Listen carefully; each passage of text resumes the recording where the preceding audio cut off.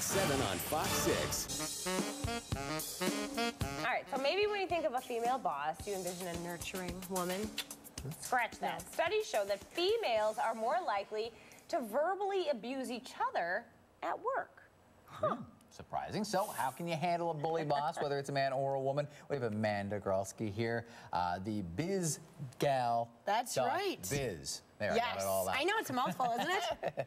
All right, so let's start with that. Bully bosses, but there are different types of bullies, right? There is. Okay. But again, it is an issue I think that every single one of us at some point in our career has dealt with.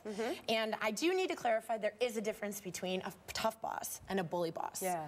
A tough boss is more like an athletic coach where they challenge you and they push you because they see the potential that you have. Right. Okay. Where a bully boss is someone that belittles you, degrades you, and really makes you feel like you have absolutely no self-worth when you're at work. Okay. Okay, so if they're hard on you and they're saying things like you can do better, yes, or you're better than that, yes, you know, step up your game, that's an okay thing. Yes, might because be difficult for some people to work with, but it's okay. Right, but they're challenging you to be better because eventually they want you to take their job. Right. And that's ultimately what all of us want, is to be pushed to the next level so that we can keep climbing that corporate ladder. Sure. Okay. But a bully boss does not do that. No, you just never can do anything right. Right. Never can do anything good enough. Okay, so what do you do? Anyone out there in this situation? Sure, so there's a couple different types of bully bosses. There's the boundary crosser, where the boss wants to be your best friend and wants to share things with you all the time and asks you over to their house, and when you start saying no, they get very angry at you because they want you to be their best friend, and when you say no, then they start talking about behind your back and talking to other coworkers about a relationship that you do or do not have. Okay. And then there's the screamer, which is like the 3-year-old. I think we've all experienced a boss like that that loves to slam their fist on the table and likes to throw temper tantrums and pretend like they're 3 because they feel like they can get their way that way. Right. Okay. Then there's the Jacqueline Hyde that to your face is all like,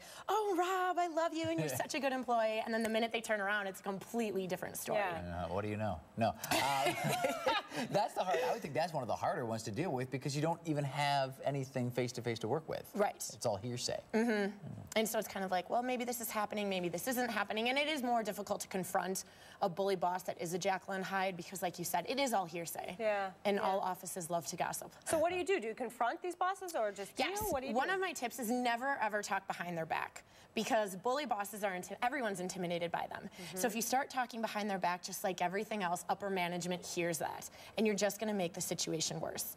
Never try to get a group of employees together and say, okay, is Amanda bullying you too?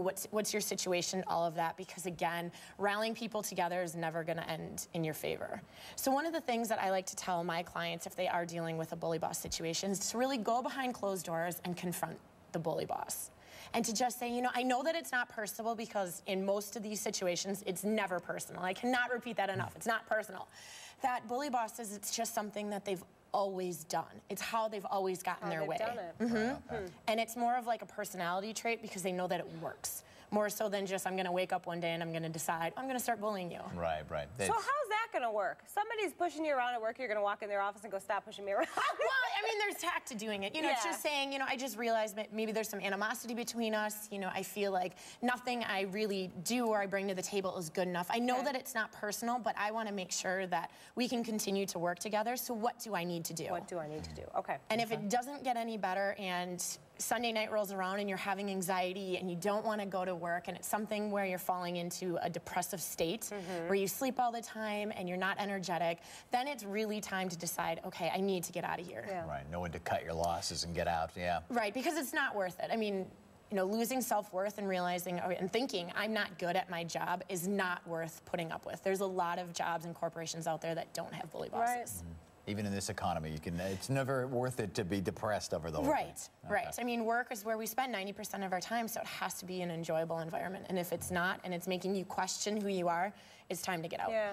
Where do you think, we were talking about this before the segment, about the females bullying, woman-to-woman bullying is so much more prevalent than that's interesting. Where do you think that's from? I think it's what we've always done. I mean, females are constantly putting other females down, or, even in networking situations. I mean, I feel like I network a lot better with men and get a lot further with men than I do with women because we're automatically internalizing, well, Amanda wants my job and she's going to get my job because she might be prettier, skinnier, more successful, more outgoing, all of those things that in the big picture is not going to make me more successful than you. We really need to start coming together and we need to help each other out. That's interesting.